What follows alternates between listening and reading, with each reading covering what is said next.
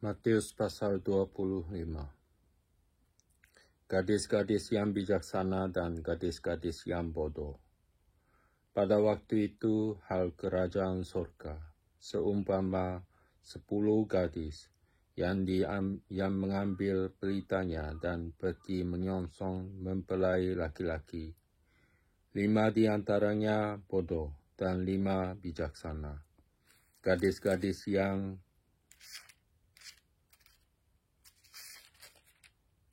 bodoh itu membawa pelitanya, tetapi tidak membawa minyak. Sedangkan gadis-gadis yang bijaksana itu membawa pelitanya dan juga minyak dalam buli-buli mereka. Tetapi karena mempelai itu lama tidak datang-datang juga, mengantuklah mereka semua lalu tertidur.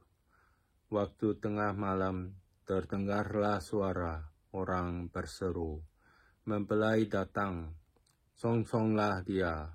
Gadis-gadis itu pun bangun semuanya, lalu membereskan pelita mereka. Gadis-gadis yang bodoh berkata kepada gadis-gadis yang bijaksana, "Berikanlah kami sedikit dari minyakmu itu, sebab pelita kami hampir padam." Tetapi jawab gadis-gadis yang bijaksana itu, "Tidak, nanti tidak cukup untuk kami dan untuk kamu. Lebih baik kamu pergi kepada penjual minyak dan beli di situ."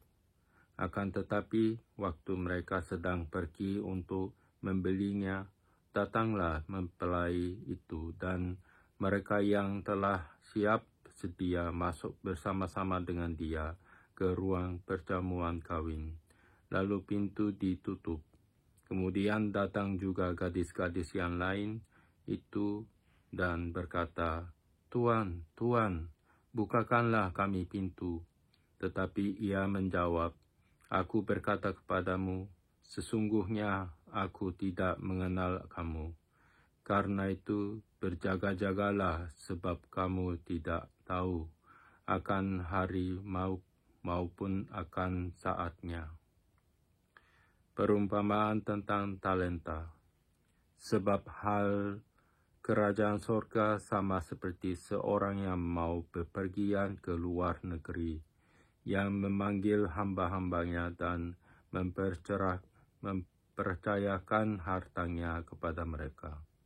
Yang seorang diberikannya 5 talenta, yang seorang lagi 2 dan yang seorang lain lagi 1, masing-masing menurut kesanggupannya. Lalu ia berangkat. Segera pergilah hamba yang menerima 5 talenta itu. Ia menjalankan uang itu, lalu beroleh laba 5 talenta. Hamba yang menerima 2 talenta itu pun berbuat demikian juga dan berlaba 2 talenta. Tetapi hamba yang menerima 1 talenta itu pergi dan menggali lubang di dalam tanah, lalu menyembunyikan uang tuannya. Lama sesudah itu, pulanglah tuan hamba-hamba itu, lalu mengadakan perhitungan dengan mereka. Hamba yang menerima 5 talenta itu datang, dan ia membawa laba 5 talenta. Katanya, "Tuan, 5 talenta Tuan percaya." Katanya, "Tuan, 5 talenta Tuan percayakan kepadaku. Lihat, aku telah beroleh laba 5 talenta." Maka kata tuannya itu kepadanya, "Baik sekali perbuatanmu itu, hai hambaku yang baik dan setia. Engkau telah setia dalam perkara kecil. Aku akan memberikan kepadamu tanggung jawab dalam perkara yang besar. Masuklah dan turutlah dalam kebahagiaan Tuanmu." Lalu datanglah hamba yang menerima 2 talenta itu. Katanya, "Tuan, 2 talenta Tuan percayakan kepadaku. Lihat, aku telah beroleh laba 2 talenta." Maka kata tuannya itu kepadanya, Baik sekali perbuatanmu itu, hai hambaku yang baik dan setia. Engkau telah setia memikul tanggung jawab dalam perkara yang kecil. Aku akan memberikan kepadamu tanggung jawab dalam perkara yang besar. Masuklah dan turutlah dalam kebahagiaan Tuanmu. Kini datanglah juga hamba yang menerima 1 talenta itu dan berkata, Tuan, aku tahu bahwa Tuan adalah manusia yang kejam dan menuai di tempat di mana Tuan tidak menabur dan yang memungut dari tempat di mana Tuan tidak menanam. Karena itu aku takut dan pergi menyembunyikan talenta Tuan itu di dalam tanah. Ini terimalah kepunyaan Tuan. Maka jawab tuannya itu, hai kamu, hamba yang jahat dan malas. Jadi kamu sudah tahu bahwa aku menuai di tempat di mana aku tidak menabur dan memungut dari tempat di mana aku tidak menanam. Karena itu harusnya uangku itu kau berikan kepada orang yang menjalankan uang, supaya sekembaliku aku menerimanya, serta dengan bunganya. Sebab itu ambillah talenta itu daripadanya dan berikanlah kepada orang yang mempunyai 10 talenta itu. Karena setiap orang yang mempunyai, kepadanya akan diberi, sehingga ia berkelimpahan. Tetapi siapa yang tidak mempunyai, apapun juga yang ada padanya, akan diambil daripadanya. Dan campakkanlah hamba yang tidak berguna itu ke dalam kegelapan yang paling gelap. Di sanalah akan terdapat ratap dan gertak gigi. Penghakiman terakhir. Apabila Anak Manusia datang dalam kemuliaannya dan semua malaikat bersama-sama dengan Dia, maka Ia akan bersemayam di atas takhta kemuliaannya. Lalu semua bangsa akan dikumpulkan di hadapannya, dan Ia akan memisahkan mereka seorang daripada seorang, sama seperti gembala memisahkan domba dari kambing. Dan Ia akan menempatkan domba-domba di sebelah kanannya dan kambing-kambing di sebelah kirinya. Dan Raja itu akan berkata kepada mereka yang di sebelah kanannya, mari, hai kamu yang diberkati oleh Bapa-Ku, terimalah kerajaan yang telah disediakan bagimu sejak dunia dijadikan. Sebab ketika aku lapar, kamu memberi aku makan. Ketika aku haus, kamu memberi aku minum. Ketika aku seorang asing, kamu memberi aku tumpangan. Ketika aku telanjang, kamu memberi aku pakaian. Ketika aku sakit, kamu melawat aku. Ketika aku di dalam penjara, kamu mengunjungi aku. Maka orang-orang benar itu manakah orang-orang benar itu akan menjawab Dia. Katanya, Tuhan, bila manakah kami melihat Engkau lapar dan kami memberi Engkau makan, atau haus dan kami memberi Engkau minum? Bila manakah kami melihat Engkau sebagai orang asing dan kami memberi Engkau tumpangan, atau telanjang dan kami memberi Engkau pakaian? Bila manakah kami melihat Engkau sakit atau dalam penjara dan kami mengunjungi Engkau?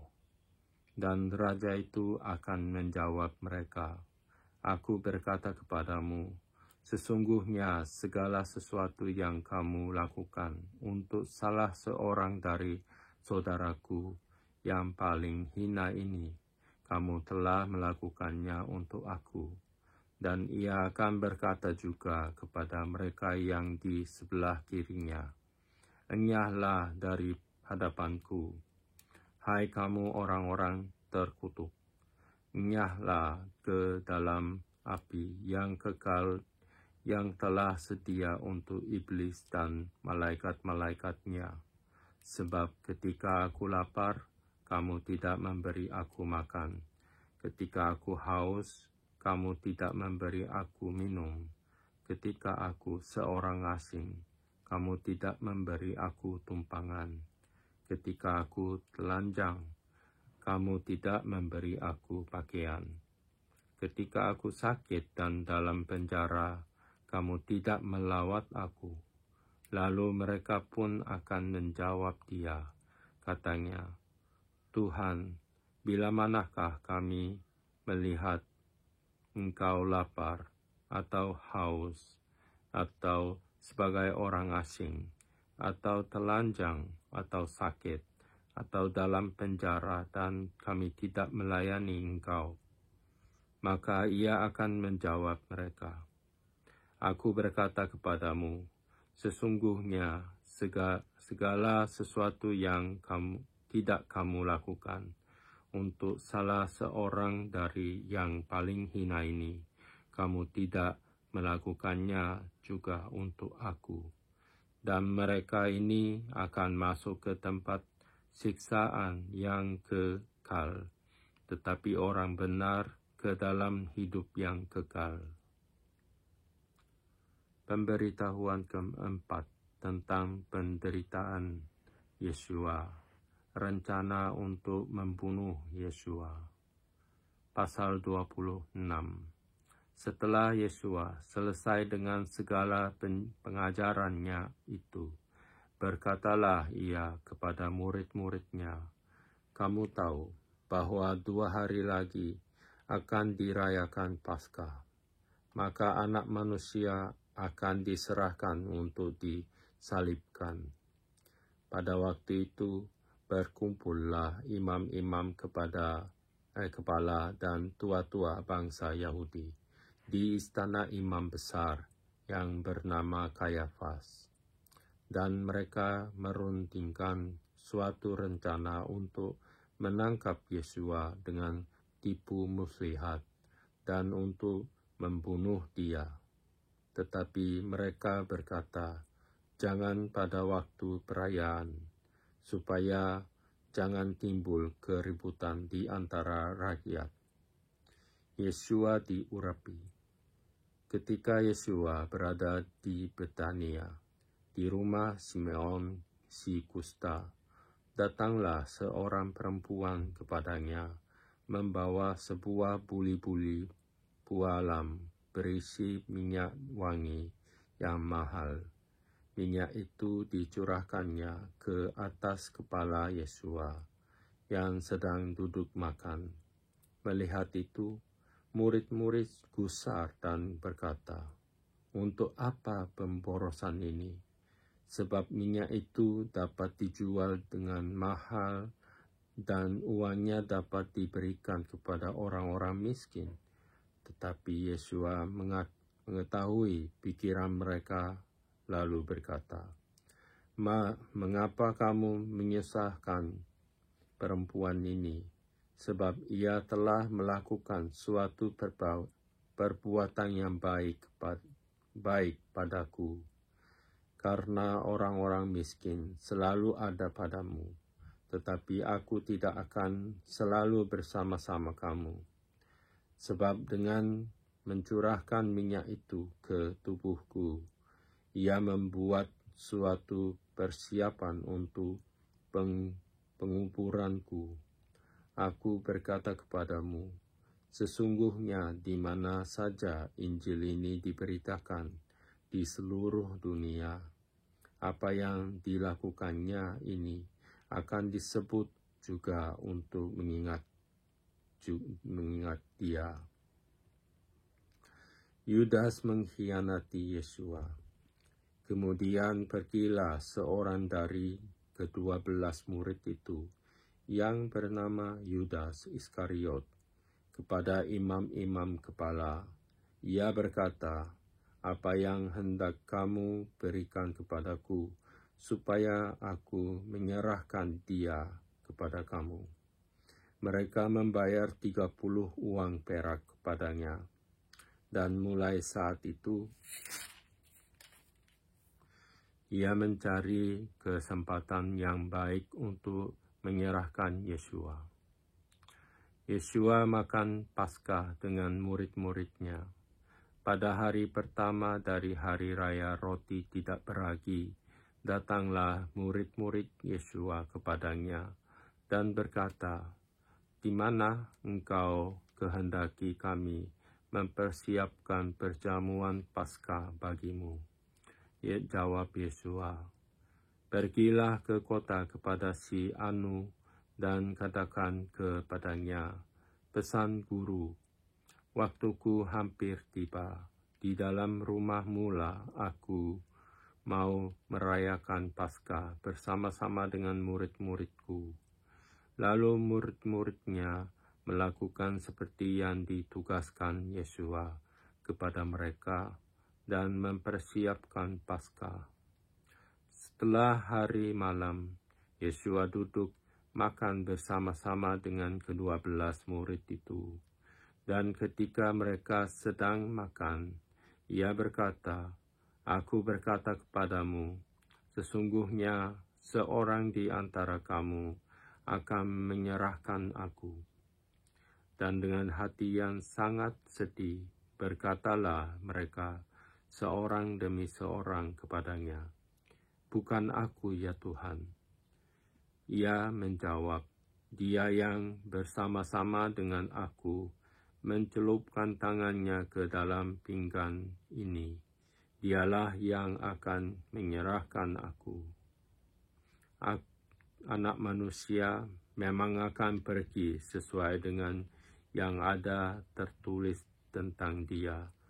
Akan tetapi celakalah orang yang olehnya anak manusia itu diserahkan. Adalah lebih baik bagi orang itu sekiranya ia tidak dilahirkan." Yudas yang hendak menyerahkan dia itu menjawab, katanya, "Bukan aku, ya Rabi." Kata Yesua kepadanya, "Engkau telah mengatakannya." Penetapan perjamuan malam. Dan ketika mereka sedang makan, Yesua mengambil roti, mengucap berkat, memecah-mecahkannya, lalu memberikannya kepada murid-muridnya dan berkata, "Ambillah, makanlah, inilah tubuhku." Sesudah itu, ia mengambil cawan, mengucap syukur, lalu memberikannya kepada mereka dan berkata, "Minumlah kamu semua dari cawan ini, sebab inilah darahku, darah perjanjian yang ditumpahkan bagi banyak orang untuk pengampunan dosa. Akan tetapi, aku berkata kepadamu, mulai dari sekarang aku tidak akan minum lagi hasil pokok anggur ini sampai pada hari aku meminumnya, yaitu yang baru bersama-sama dengan kamu dalam kerajaan Bapa-Ku." Petrus akan menyangkal Yesua. Sesudah menyanyikan nyanyian pujian, pergilah Yesua dan murid-muridnya ke Bukit Zaitun. Maka berkatalah Yesua kepada mereka, "Malam ini kamu semua akan tergoncang imanmu karena aku. Sebab ada tertulis, aku akan membunuh gembala dan kawanan domba itu akan tercerai-berai. Akan tetapi sesudah aku bangkit, aku akan mendahului kamu ke Galilea." Petrus menjawabnya, biarpun mereka semua tergoncang imannya karena engkau, aku sekali-kali tidak. Yesus berkata kepadanya, aku berkata kepadamu, sesungguhnya malam ini sebelum ayam berkokok, engkau telah menyangkal aku 3 kali. Kata Petrus kepadanya, sekalipun aku harus mati bersama-sama engkau, aku takkan menyangkal engkau.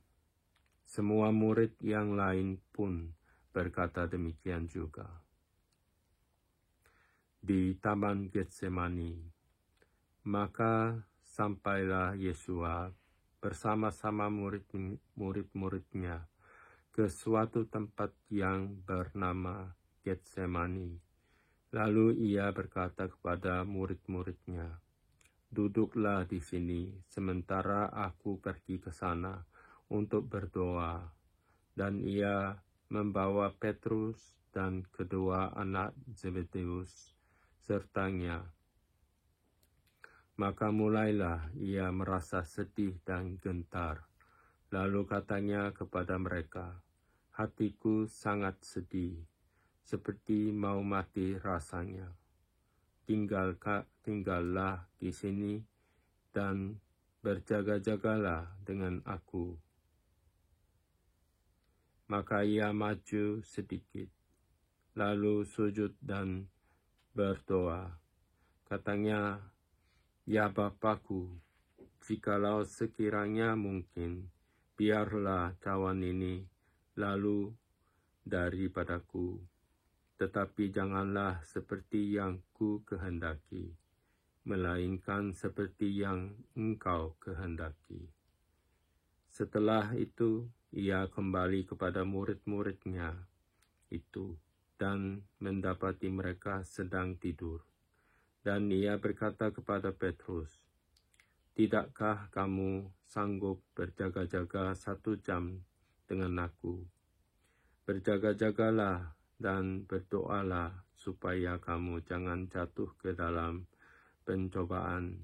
Roh memang penurut, tetapi daging lemah.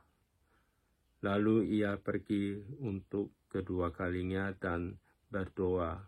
Katanya, ya Bapakku, jikalau cawan ini tidak mungkin lalu, kecuali apabila aku meminumnya, jadilah kehendakmu.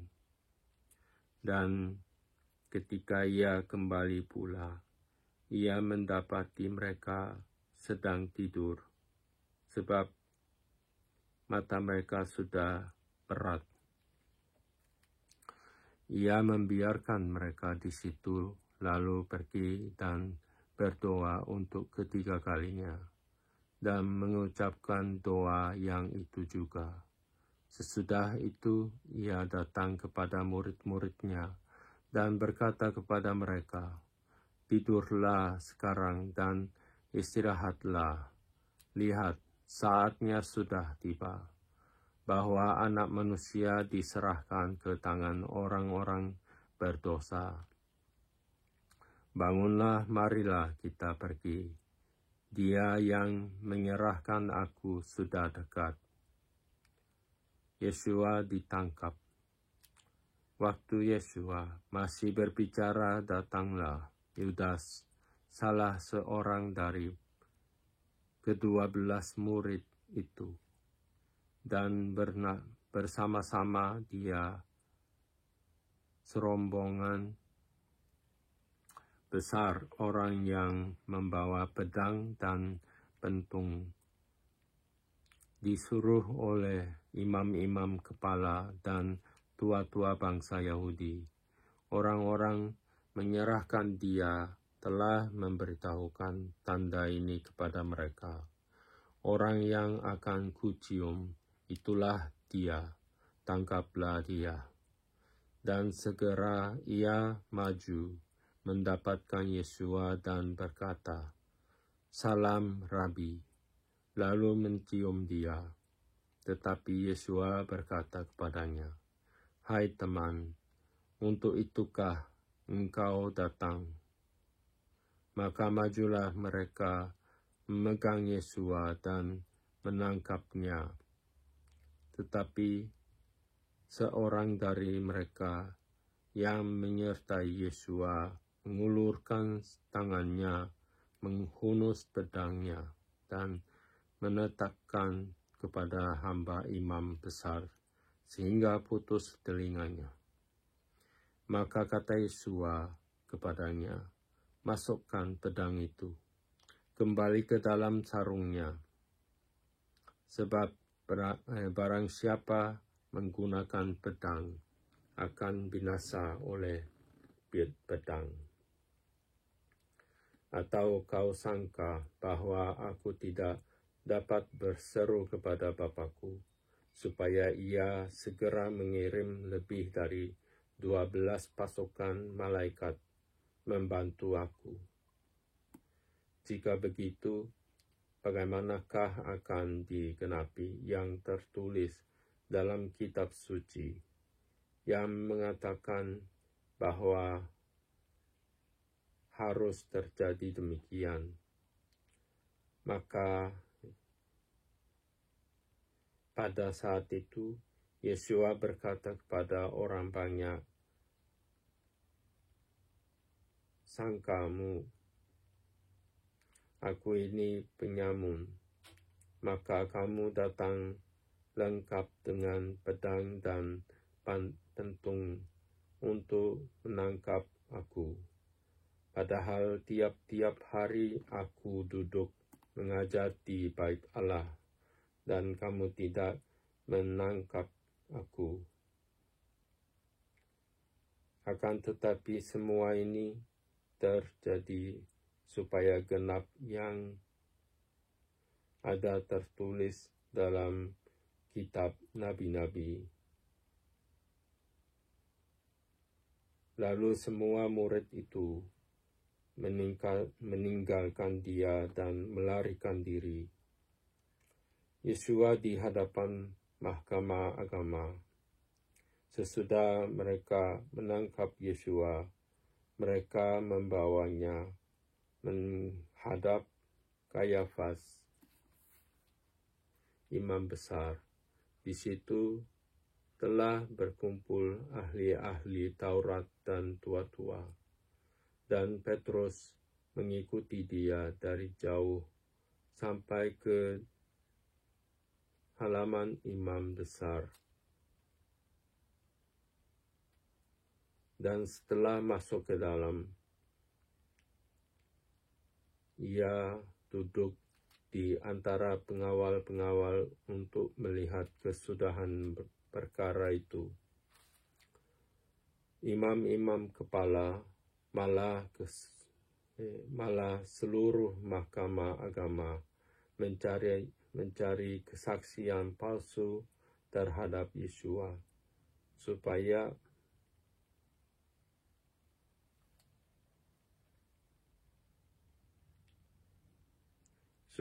ia dapat dihukum mati. Tetapi mereka tidak memperolehnya, walaupun tampil banyak saksi dusta.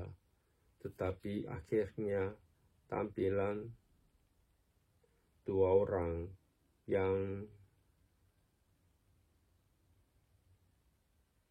mengatakan, orang ini berkata, "Aku dapat merubuhkan Bait Allah dan membangunnya kembali dalam 3 hari."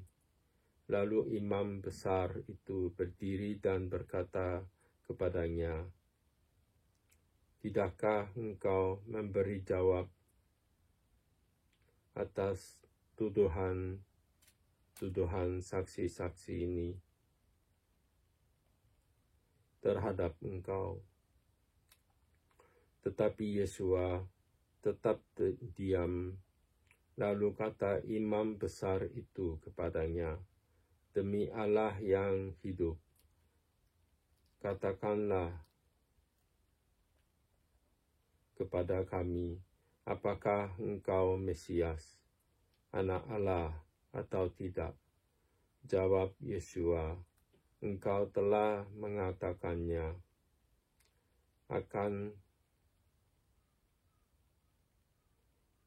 Akan tetapi, aku berkata kepadamu, mulai sekarang kamu akan melihat Anak Manusia duduk di sebelah kanan Yang Maha Kuasa dan datang di atas awan-awan di langit.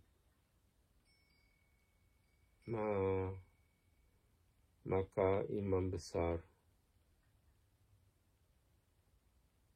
imam besar itu mengoyakkan pakaiannya dan berkata, ia menghujat Allah, untuk apa kita perlu saksi lagi?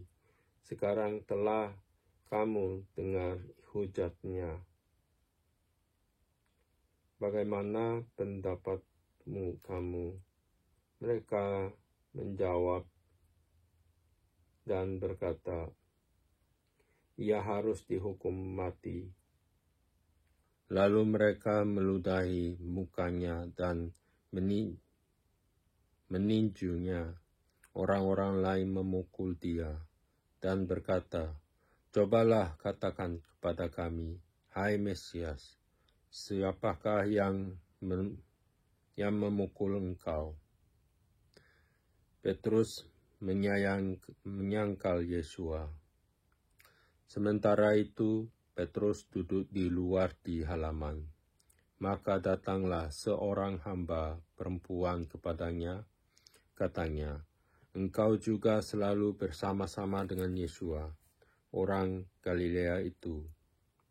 Tetapi ia menyangkalnya di depan semua orang. Katanya, aku tidak tahu apa yang engkau maksud. Ketika ia pergi ke pintu gerbang, seorang hamba lain melihat dia dan berkata kepada orang-orang yang ada di situ, orang ini bersama-sama dengan Yesua, orang Nazaret itu. Dan ia menyangkalnya pula dengan bersumpah, aku tidak kenal orang itu. Tidak lama kemudian, orang-orang yang ada di situ datang kepada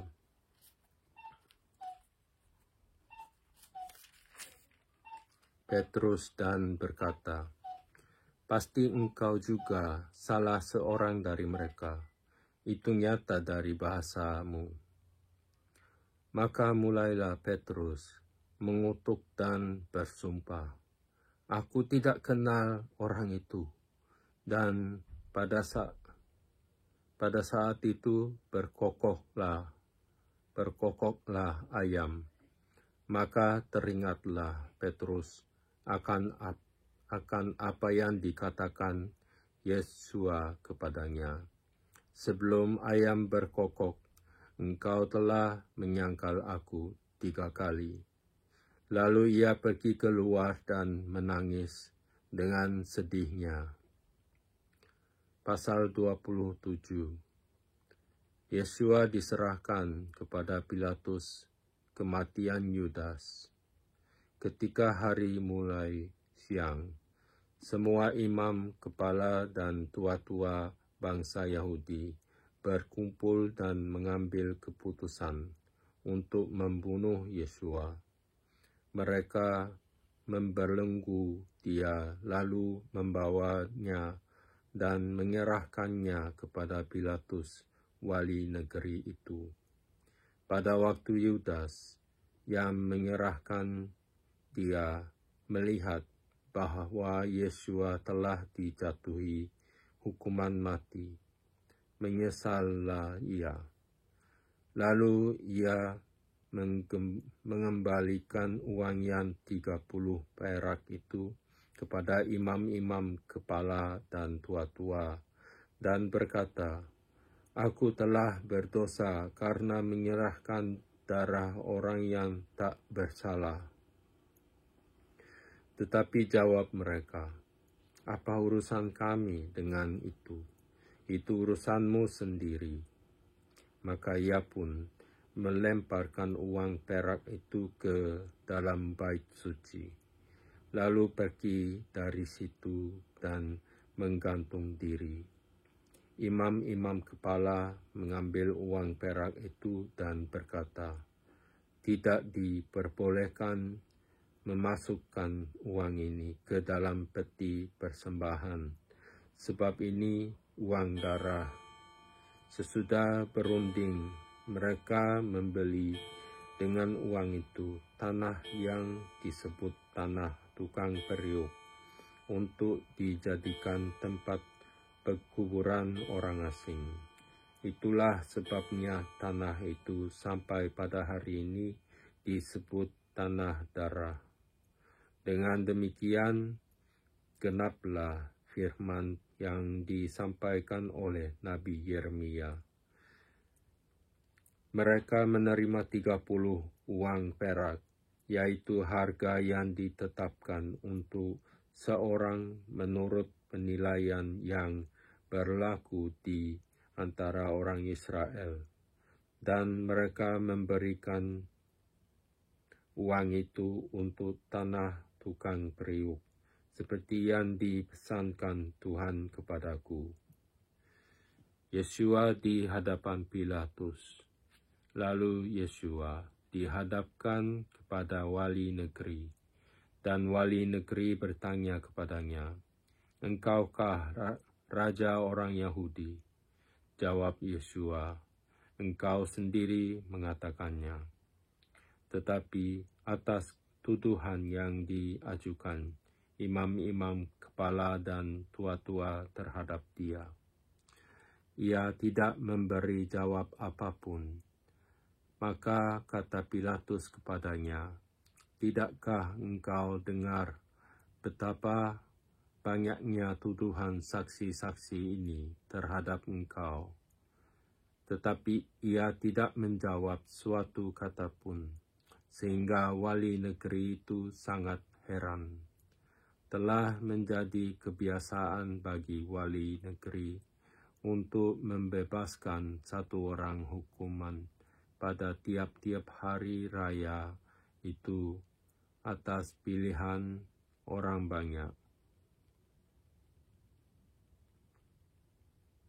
Dan pada waktu itu ada dalam penjara seorang yang terkenal kejahatannya yang bernama Yesua Barabas.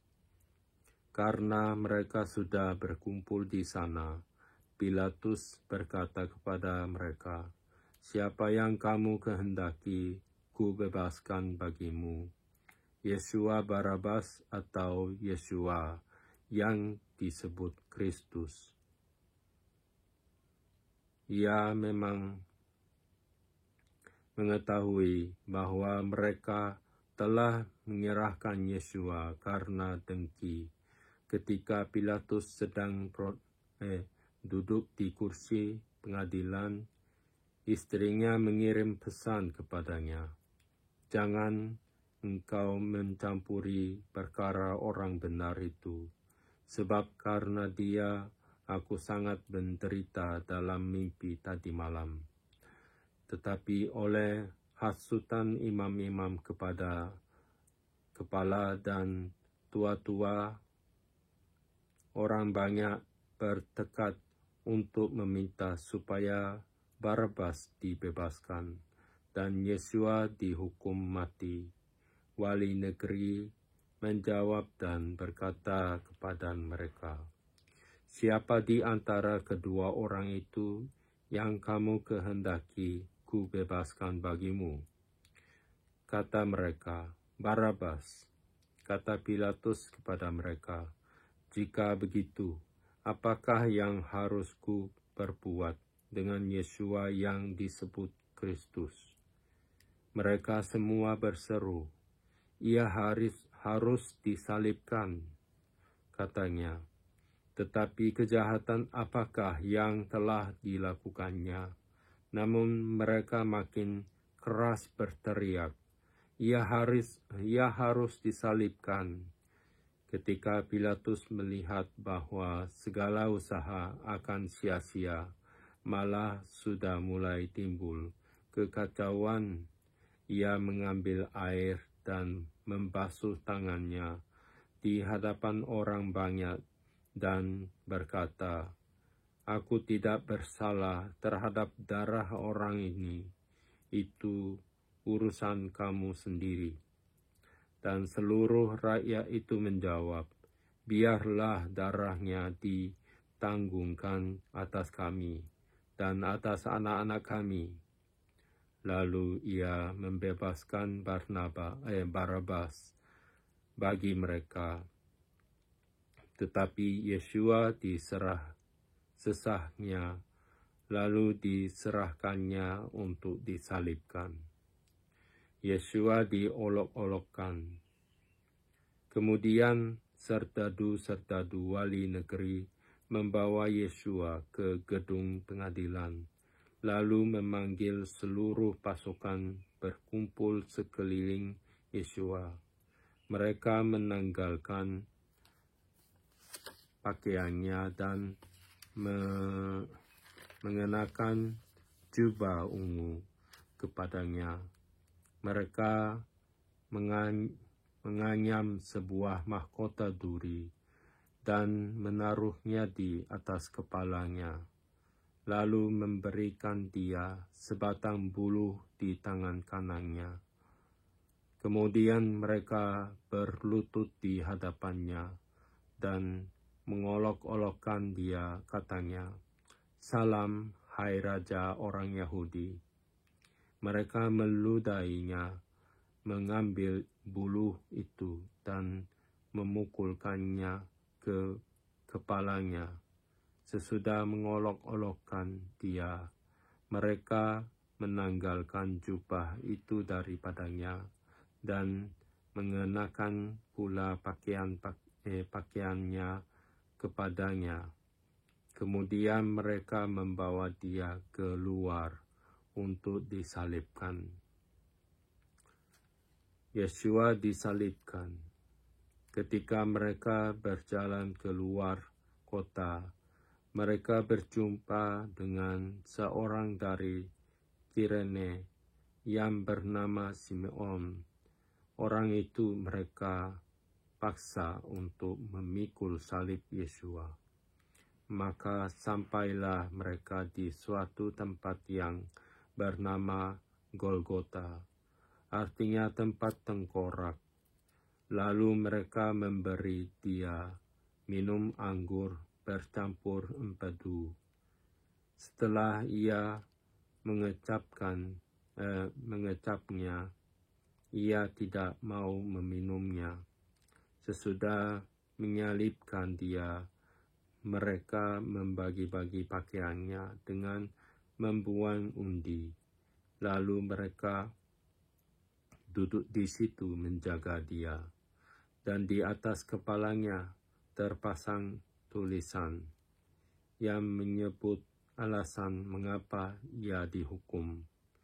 Inilah Yesua, Raja orang Yahudi. Bersama dengan dia disalibkan dua orang penyamun, seorang di sebelah kanan dan seorang di sebelah kirinya. Orang-orang yang lewat di sana menghujat dia dan sambil menggelengkan kepala, mereka berkata, "Hai engkau yang mau merubuhkan bait suci dan mau membangunnya kembali dalam 3 hari, selamatkanlah dirimu jikalau engkau anak Allah, turunlah dari salib itu."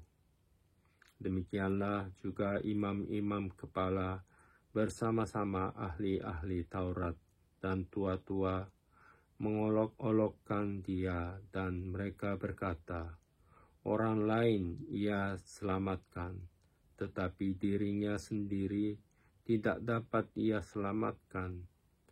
Ia Raja Israel, baiklah ia turun dari salib itu, dan kami akan percaya kepadanya.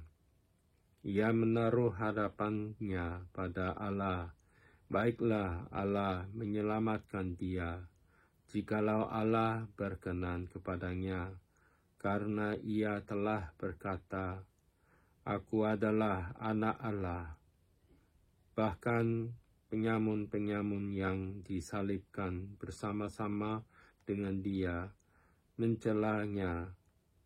Demikian juga Yesua mati.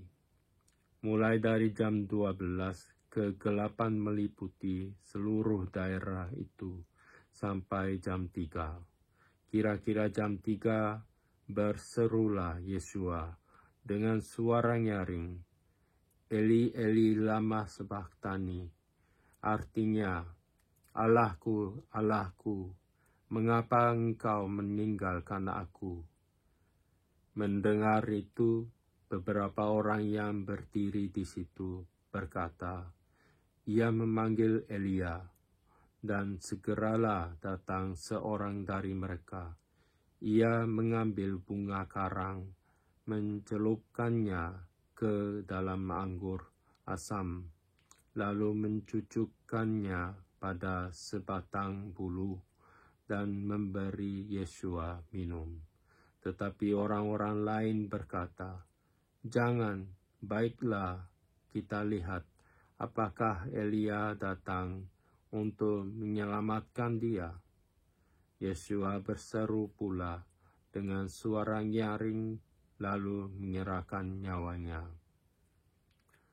Dan lihatlah tabir bait suci, terbelah dua dari atas sampai ke bawah, dan terjadilah gempa bumi, dan bukit-bukit batu terbelah, dan kuburan-kuburan terbuka, dan banyak orang kudus yang telah meninggal bangkit.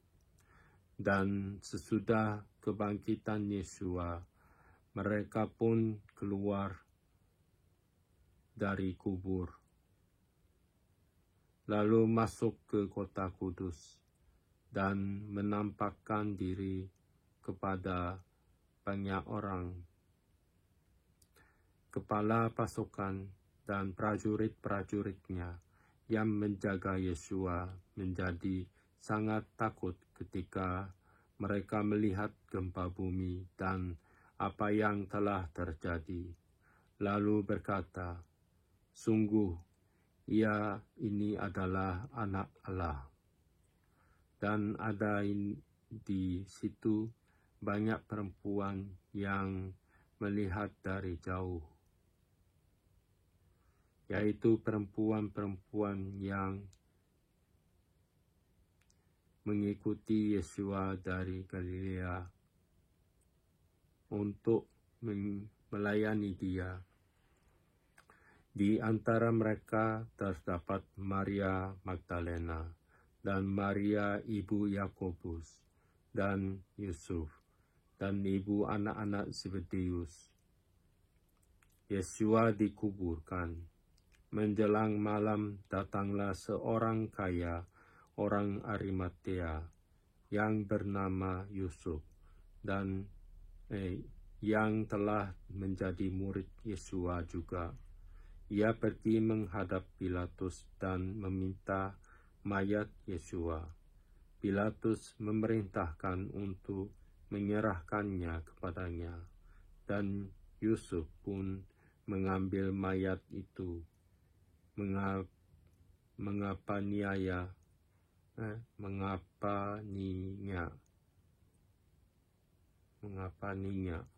dengan kain lenan yang putih bersih, lalu membaringkannya di dalam kuburnya yang baru, yang digalinya di dalam bukit batu, dan sesudah menggulingkan sebuah batu besar ke pintu kubur itu, pergilah ia. Tetapi Maria Magdalena dan Maria yang lain tinggal di situ, duduk di depan kubur itu. Kubur Yesua dijaga. Keesokan harinya, yaitu sesudah hari persiapan, datanglah imam-imam kepala dan orang-orang Farisi bersama-sama Tuhan, kami ingat bahwa si penyesat itu sewaktu hidupnya berkata, "Sesudah 3 hari aku akan bangkit." Karena itu, perintahkanlah untuk menjaga kubur itu sampai hari yang ketiga.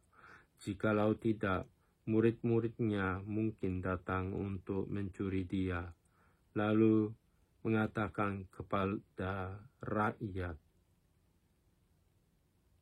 "Ia telah bangkit dari antara orang mati." Sehingga penyesatan yang terakhir akan lebih buruk akibatnya daripada yang pertama. Kata Pilatus kepada mereka, "Ini penjaga-penjaga bagimu, pergi dan jagalah kubur itu sebaik-baiknya."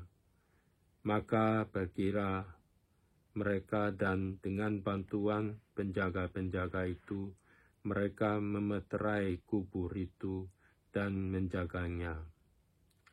Pasal 28. Kebangkitan Yesua.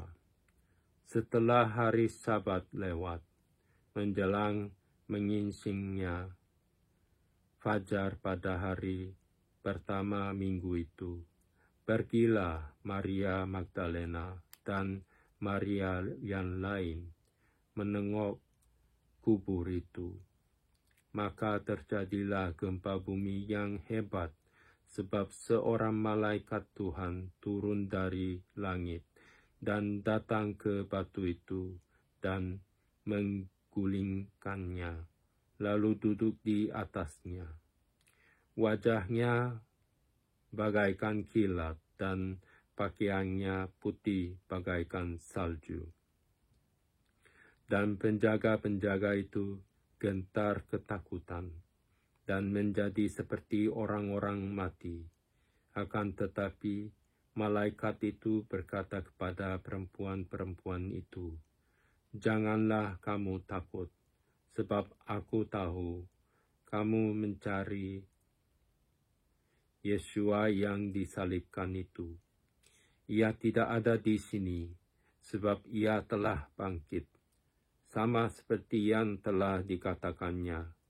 Mari, lihatlah tempat ia berbaring, dan segeralah pergi dan katakanlah kepada murid-muridnya bahwa ia telah bangkit dari antara orang mati.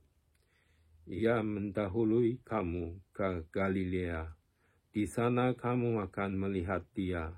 Sesungguhnya aku telah mengatakannya kepadamu." Mereka segera pergi dari kubur itu dengan takut dan dengan sukacita yang besar, berlari cepat-cepat untuk memberitahukannya kepada murid-murid Yesua.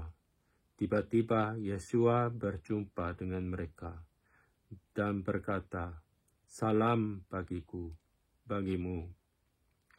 Mereka mendekatinya dan memeluk kakinya serta menyembahnya.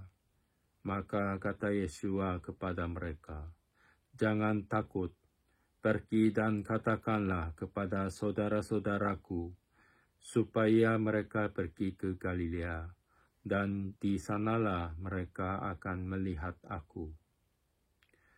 Dusta Mahkamah Agama. Ketika mereka di tengah jalan, datanglah beberapa orang dari penjaga itu ke kota dan memberitahukan segala yang terjadi itu kepada imam-imam kepala. Dan sesudah berunding dengan tua-tua, mereka mengambil keputusan lalu memberikan sejumlah besar uang kepada serdadu-serdadu itu, dan berkata, "Kamu harus mengatakan bahwa murid-muridnya datang malam-malam dan mencurinya ketika kamu sedang tidur. Dan apabila hal ini kedengaran oleh wali negeri, kami akan berbicara dengan dia, sehingga kamu tidak beroleh kesulitan apa-apa. Mereka menerima uang itu dan berbuat seperti yang dipesankan kepada mereka. Dan cerita ini tersiar di antara orang Yahudi sampai sekarang ini. Perintah untuk memberitakan Injil dan ke-11 murid itu berangkat ke Galilea, ke bukit yang telah ditunjukkan Yesua kepada mereka. Ketika melihat dia, mereka menyembahnya, tetapi beberapa orang ragu-ragu. Yesua mendekati mereka dan berkata, "Kepadaku telah diberikan segala kuasa di sorga dan di bumi.